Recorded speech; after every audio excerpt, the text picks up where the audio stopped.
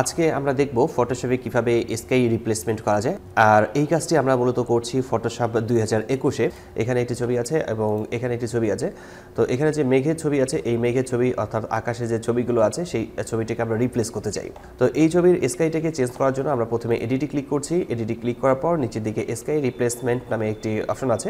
এই sky replacement লেখাতে click করতে হবে। ক্লিক করলে আমরা ডান দিকে দেখতে পাচ্ছি যে এখানে স্কাই রিপ্লেসমেন্ট নামে একটি ডায়লগ বক্স ওপেন হয়েছে। তো যখনই আমরা স্কাই রিপ্লেসমেন্টে ক্লিক করেছিলাম সেখানে যে ডায়লগ বক্সটি এসেছে, এখান থেকে যে স্কাইটি ছিল আগের সেটি চেঞ্জ হয়ে গিয়ে অন্য আরেকটি স্কাই এখানে চলে আসছে। তো আমরা যদি এখানে ক্লিক করে দিই, এখানে ক্লিক করার পর স্ক্রল করি, আমরা যদি যে কোনো একটি স্কাই অ্যাপ্লাই করতে চাই, যেমন এই স্কাইটিতে ক্লিক করছি, তাহলে এটি মূলত এখানে অ্যাপ্লাই হয়ে যাবে। ফটোশপ মূলত অটোমেটিকলি এটাকে ডিটেক্ট করবে যে কোথায় কতটুকু জায়গাতে স্কাই ব্যবহার করতে হবে, সেটা অটোমেটিকলি চলে আসবে। আপনারা চাইলে এখান থেকে যে কোনো স্কাই ব্যবহার করতে পারেন, স্কাই রিপ্লেসমেন্ট করতে পারেন খুব সহজেই। তো আমরা এই কাজটি মূলত এখান থেকে করে নিতে পারবো এবং আমি এই স্কাইটিকে এখান থেকে রিপ্লেস করছি।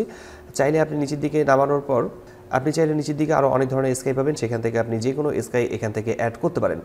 তো এরপর নিচের দিকে বেশ কয়েকটি অপশন আছে আবার, সেখান থেকে আপনি এগুলোকে কম বেশি করে নিতে পারেন, লাইটিং অ্যাডজাস্টমেন্ট করে নিতে পারেন এবং কালার অ্যাডজাস্টমেন্টও এখান থেকে ঠিক করতে পারেন। ওকে লেখায় ক্লিক করার পর আমরা দেখতে পাচ্ছি যে আমাদের এখানে যে ছবিটি ছিল সেই ছবির স্কাই পরিবর্তন হয়ে গেছে এবং আমরা যদি দেখতে চাই আগে ছিল এরকম, পরবর্তীতে আমরা দেখতে পাচ্ছি যে এরকম হয়েছে। আগে ছিল একরকম, পরবর্তীতে আমরা দেখতে পাচ্ছি আরেক রকম হয়েছে। এটা হচ্ছে পূর্বের ছবি, এটা হচ্ছে পরের ছবি রিপ্লেস করার পর।